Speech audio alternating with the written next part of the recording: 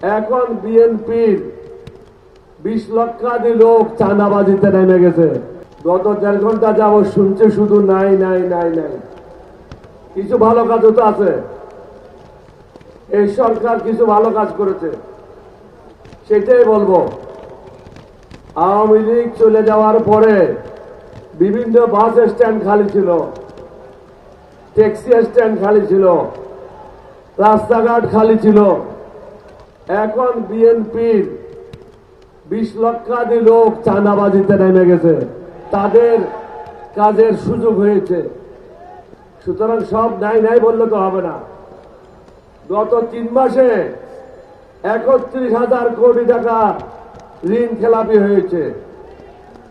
সুতরাং সরকার যেটা করার সেটা করছে। আমি প্রথম দিনে বলেছি, আপনাকে যদি সরকার পরিচালনা করতে হয়, শিক্ষিত লোকের প্রয়োজন, দক্ষ লোকের প্রয়োজন, জ্ঞানী লোকের প্রয়োজন।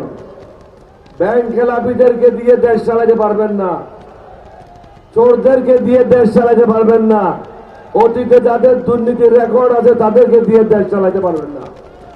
সুতরাং তাদের কাছে এর থেকে বেশি আশা করা আমাদের জন্য এটা ভুল হবে। আমাদেরকে সিদ্ধান্ত নিতে হবে আমরা কি করতে চাই।